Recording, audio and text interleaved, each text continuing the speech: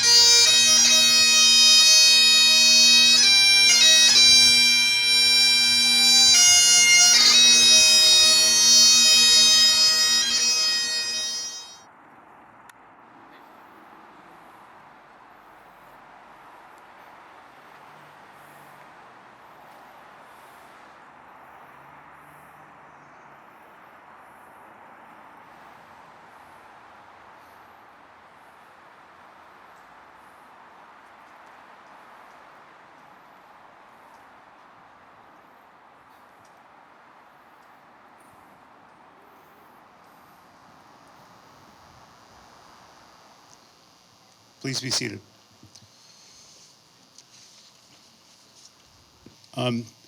I think that our local president and Lieutenant Winter will say a little bit about the memorial in just a few minutes. But I've always, first of all, I'm proud to be a part of a culture and a fire department that's willing to give a lot of time and effort, and a community who's willing also to give a lot toward this memorial. And if you haven't been very close to it, you should step in there, because while we may forget a little bit about 15 years ago, it comes instantly back. All you have to do is stand between these two pillars here and kind of get the sense of what's happening. So if you would do that. And several people have been by here earlier. They stopped by on the way, some of them to a Seahawks game. Some of them just stopped by for a private time, just kind of touch it again after 15 years. So thank you, everybody here that had a part in that. I'm looking back at, let's see, we got Lieutenant Malin and Firefighter Skeeving back there, who actually were the first ones to go back to New York, well, to file for, first of all, to apply for, and then to receive the steel from the World Trade Center. So thank you for starting that many years ago. Now I'd like to introduce Commissioner Thompson, and he will be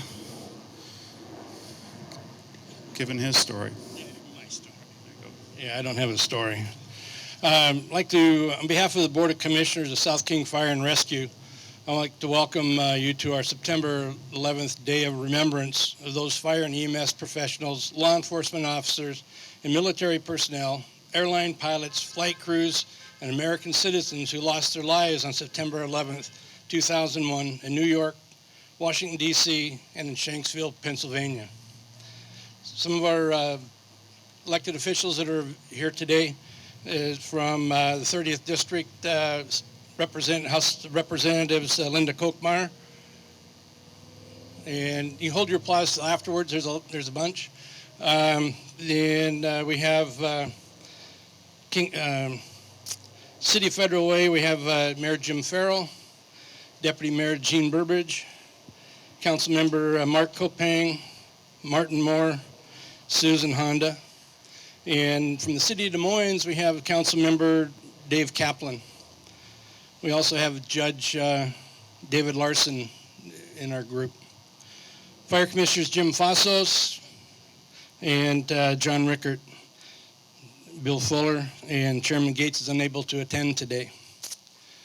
This memorial was a work by a whole lot of people, both within the department, within the community, and the different businesses in the city and in South King County.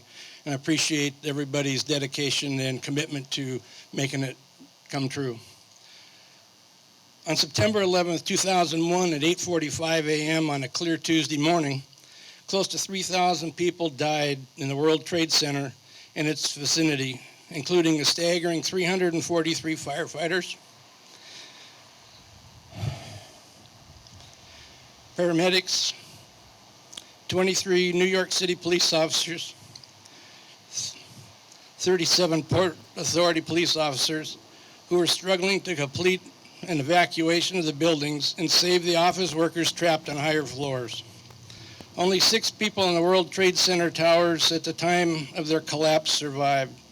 Almost 10,000 others were treated for injuries, many severe. Those men and women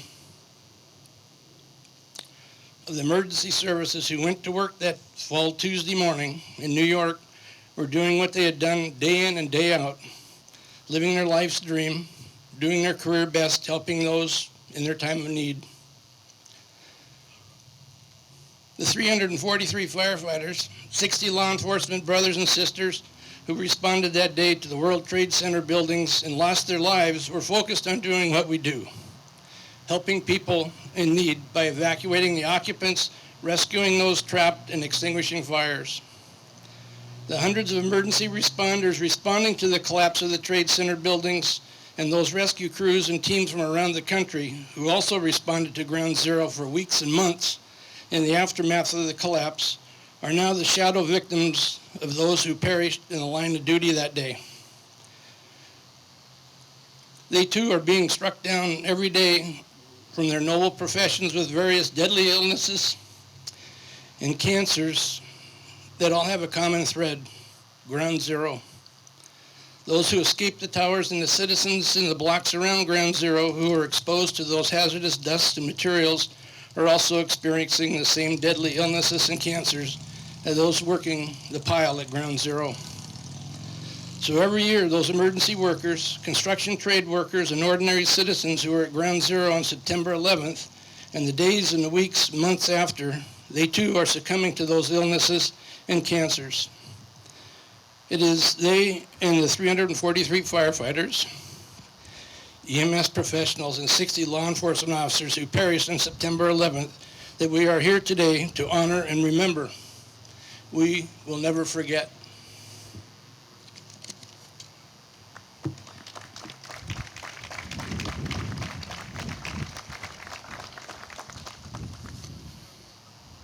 Now I'd like to introduce Lieutenant Winter, who will also introduce Deputy Chief Richard Allies from New York, NYPD. I read in the paper, of course, the last couple of days we've been kind of filled with programs on TV and things to read in the paper, but I read something from the mayor of New York where we remember what the members of FDNY did in the face of something that could not be imagined. They showed selflessness, they showed courage. When we needed them, they showed their best, the best of humanity. And I thought that was a pretty good segue into Lieutenant Winter's. Thanks, Chief.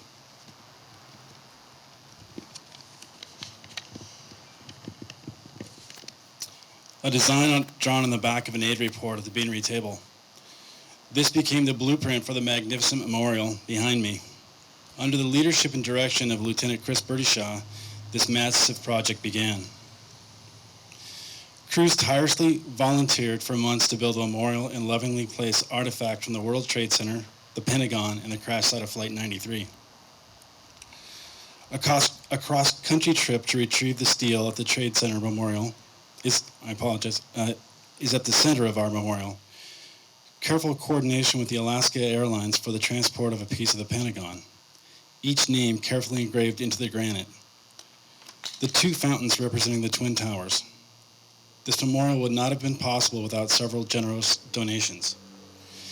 Too numerous to mention individually, I would be remiss if I were not to recognize the donation of the family of our own fallen firefighter, John Moncrief. The hard work and dedication of the men and women of South King Fire and Rescue is present in every detail. Our memorial was unveiled on the 10th anniversary of the terror attacks. Since its dedication, many have stopped by to pay their respects. Some stop and thank the crews for their service. Others simply sit in quiet reflection.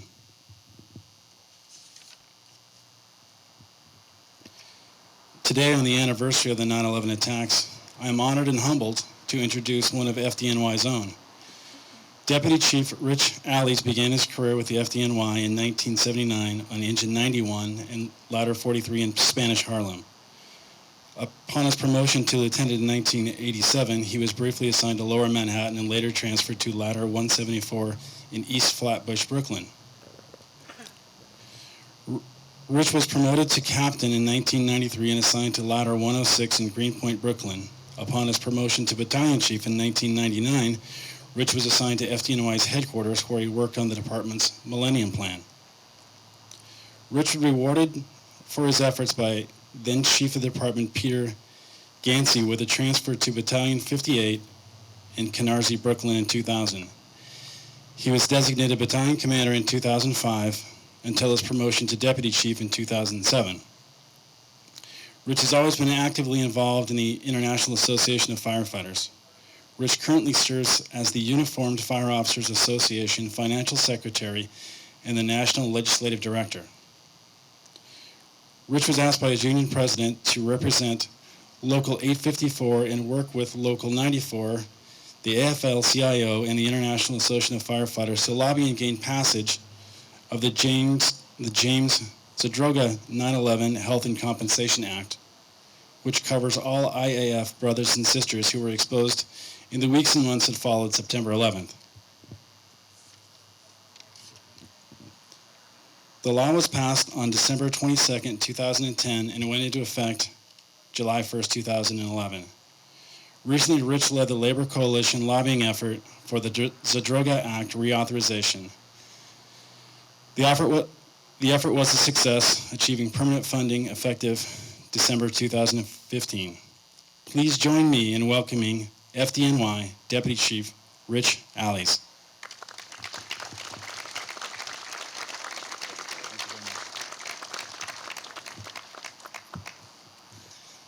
Thank you for that overwhelming introduction. As far as the memorial, this is a lasting tribute. It's magnificent. The Survivor Tree, I won't talk about it, but I would urge you to Google Survivor Tree. It's absolutely an amazing story. It's a true miracle, as the chaplain would concur. Great story. I'm going to start off by telling you how embarrassed I am to admit that this is my first visit to the great state of Washington. It's truly magnificent. And within an hour of being here, I telephoned my wife to tell her that we're coming back. It's phenomenal. It's phenomenal. I don't know what I was thinking. I'd like to thank my good friend, Ryan Muddy, president of IEFF Local 31, for inviting me the last couple of years to come to the great state of Washington, and then to finally get smart and actually threaten me with physical violence if I decline the invitation yet again.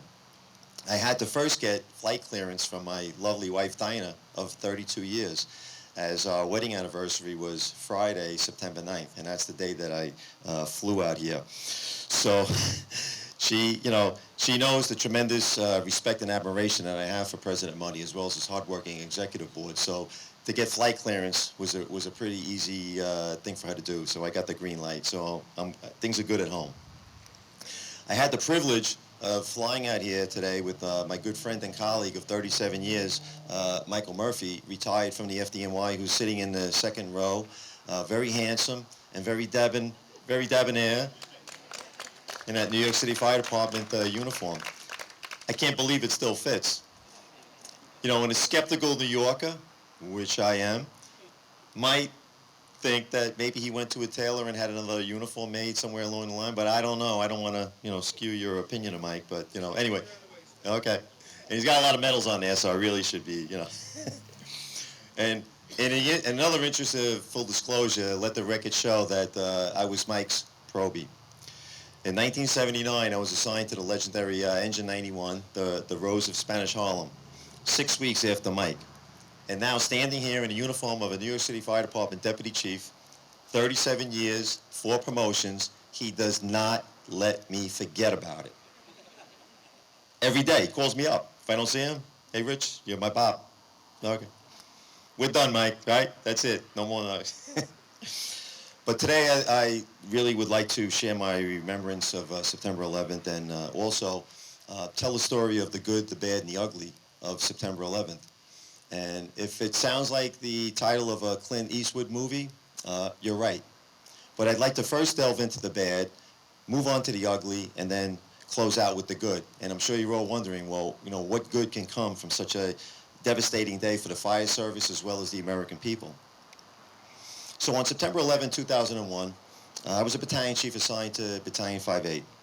My office was located in Canarsie, Brooklyn. We call it the Borough of Fire, in the FDNY's busy Division 15. At the time of the first plane striking the first tower, I was in my office finishing up paperwork after a 24-hour shift from the day before. By the time of the second plane strike, when a terrorist attack was now confirmed, I was in the process of mustering up with fellow 15th Division members as the fire department had instituted a total recall of every member. So while on a bus in transit to Ground Zero, we were already aware of the first collapse, but while en route, we were informed of the second collapse. So now I know this on the way there, but to comprehend such a cataclysmic event and then to try to grasp the fact that we had lost a sizable number of hardworking Americans, as well as a sizable number of first responder rescuers. In all, the attack in New York claimed 2,753 victims, and included in that are 343 members of the New York City Fire Department and 23 members of New York law enforcement agencies. When our bus arrived on the scene, my mind was not able to grasp the magnitude of what had happened, even though I was physically on site. My visual is perhaps maybe what you might recall from the London bombings during World War II. There was an eerie quiet, even though there was noise all around, and the air was heavy with particulate debris, which continued to swirl throughout the day like a snowstorm that would never end. My principal assignment was supervisory duties in the various rescue locations that the command post had determined as the most promising. It's indescribable, really. You're just hoping to find, be at some point to find somebody. So being involved with hundreds and hundreds of firefighters searching the vast wreckage, 20 people would be found alive, the last one on September 12th. So I think I was fooling myself into believing that, we'd find many more. But in looking back, I really don't know what the heck I was thinking. There was nothing left. Everything was pulverized. Where could anybody possibly be? So a few weeks after September 11th, as I supervised operations in various sectors of Ground Zero, there was no longer any energy. You could just feel it. That moment of clarity when we all realized that it was over, that the hope was gone. We weren't going to bring out anyone else. It kind of switched at that point to a recovery mission, the largest search and recovery mission in our nation's history. The FDNY, knowing the toll that the work was taking on us all, instituted a rotation on a monthly basis. So my personal last monthly detail was in the unusually warm month of March 2002, a month in which we made 80 recoveries. It was gruesome work, but it provided some comfort to the families of our comrades in a form of closure for having found something remaining of their loved one. Many families went without that simple comfort, as we were not able to account for everyone. We concluded operations in May of 2002, a total of 9 months. And all the while, attending numerous line-of-duty funerals for those that we found and memorial services for those we did not.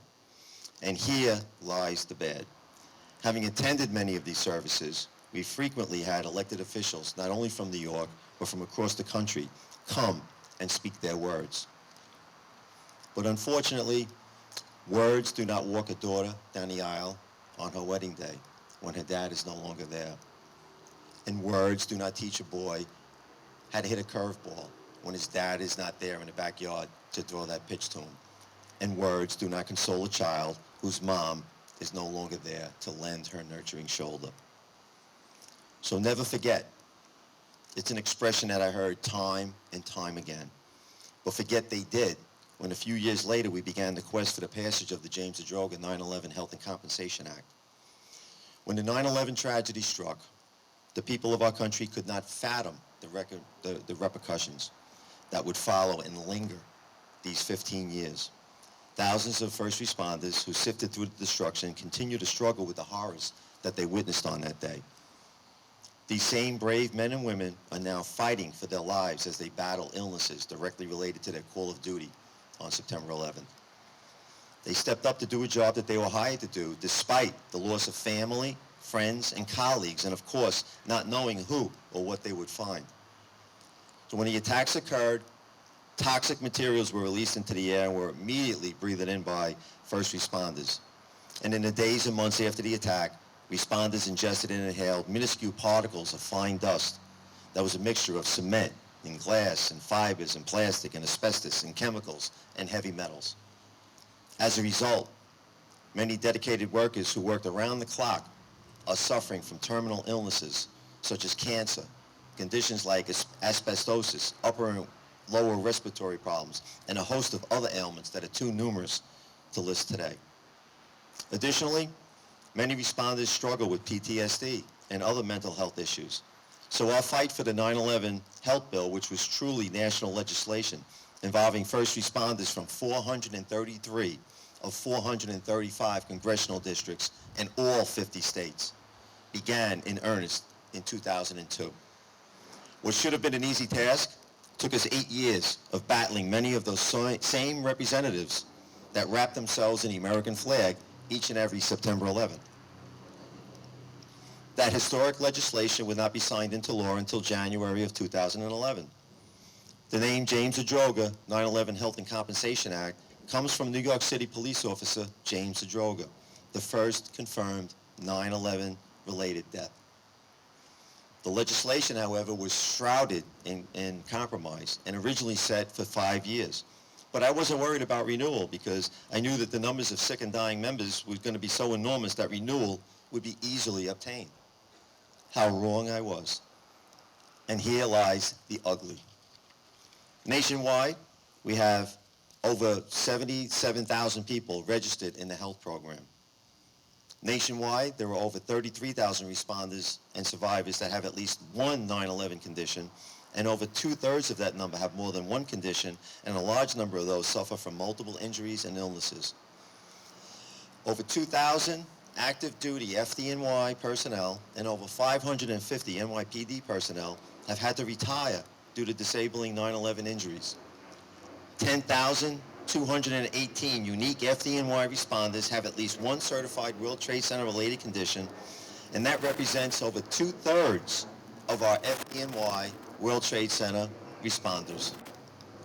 Nationwide, we have 5,441 responders and survivors with certified 9/11 related cancer. My department in the FDNY, we have 1,346 members with serious 9/11 related cancer. Post 9/11, line of duty deaths. In my department, the FDNY, we've lost 127 members. The NYPD has lost 94 members. Washington State, your beautiful state, has over 100 responders that are receiving treatment in the health program. And we truly remember everybody coming from the opposite end of the coast. That's what makes our country so great.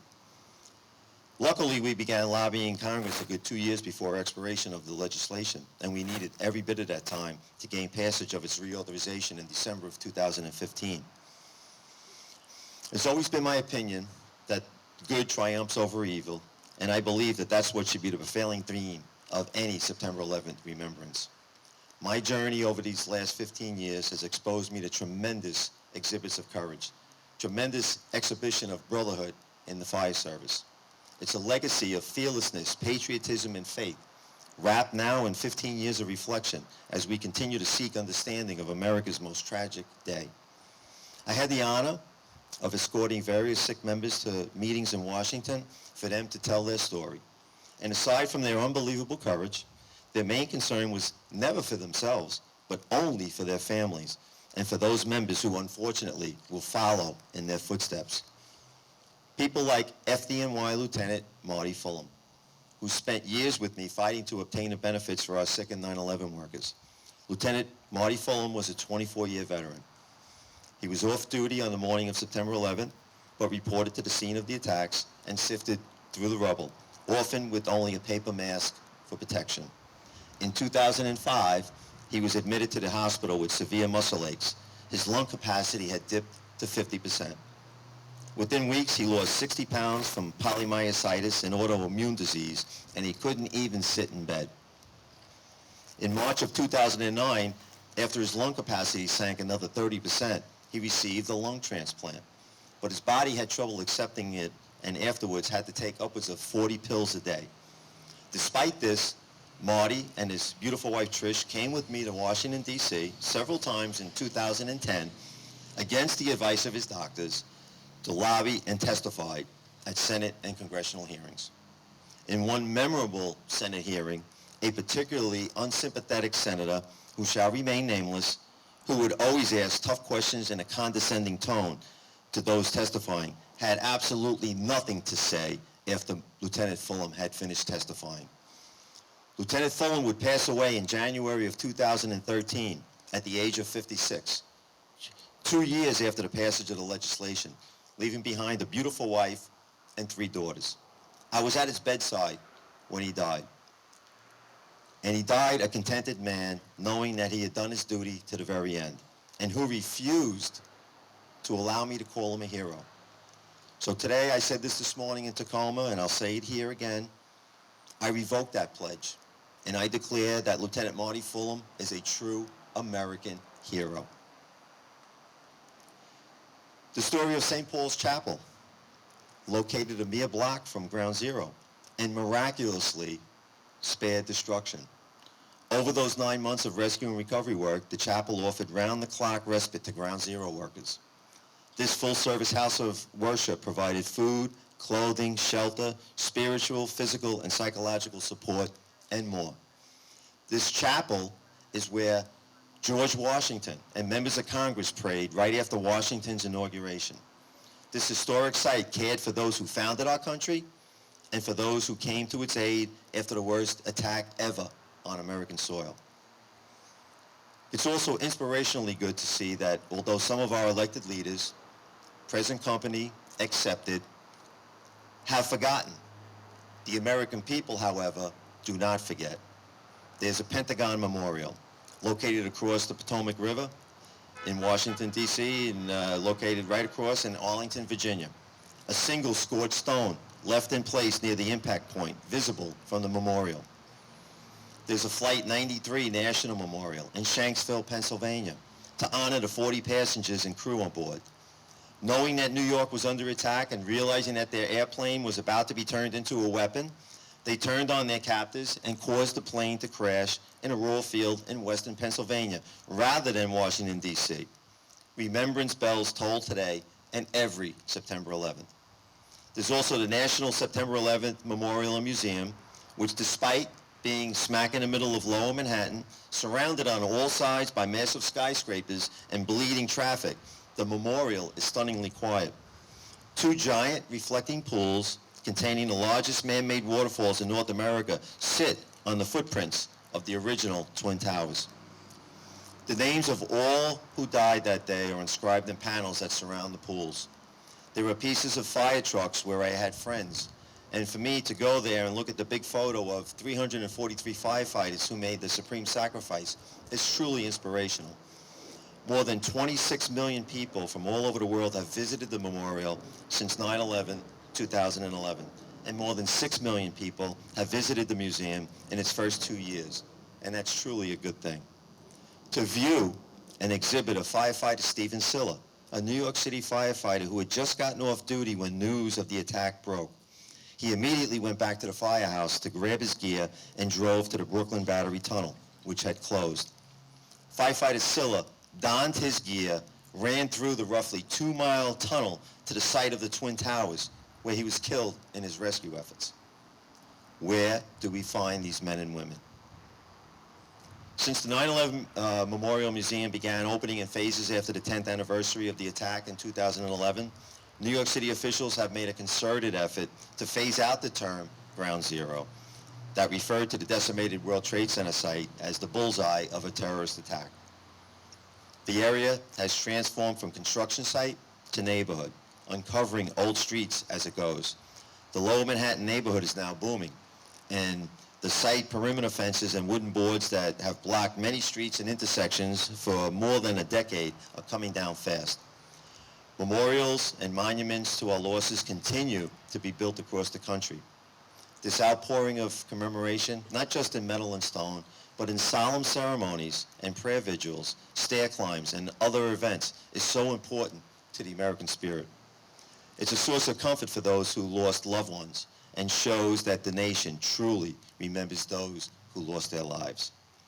Our members' response from across our nation on that horrific day showed the hallmark of our profession's heroism, bravery, and dedication. To paraphrase Abraham Lincoln, with malice toward none, with clarity for all, let us strive on to continue the work that we are in, to bind up the wounds of fire departments everywhere as we all suffered a great loss on September 11th, and bear the scars on our souls and hearts. The fire service is not a career, it's a calling. And it's not a paycheck, it's a life. In conclusion, I'd like to quote FDNY chaplain Father Michael Judge, who on September 11, 2001, rushed from his friary at St. Francis of Assisi Church to the scene of the attacks. After administering last rites at Ground Zero, Father Judge was hit by debris and killed. He became the first officially recorded fatality following the attack. Lord, take me where you want me to go. Let me meet who you want me to meet. Tell me what you want me to say, and keep me out of your way. God bless the fire service. God bless the great state of Washington. And God bless America. Thank you.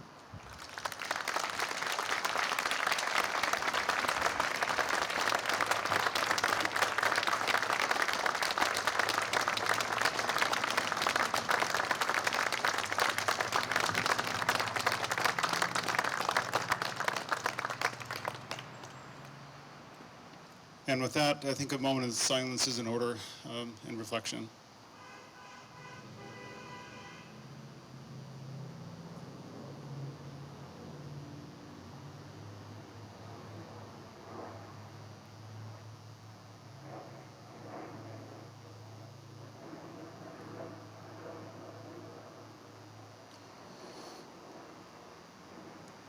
So I would like to, at this point, just thank everybody again for attending. Thanks again for Deputy Chief Ellis for coming and sharing his thoughts about that day and beyond. All of our honored guests, our elected officials that showed up, we do really appreciate it. So thank you all for coming.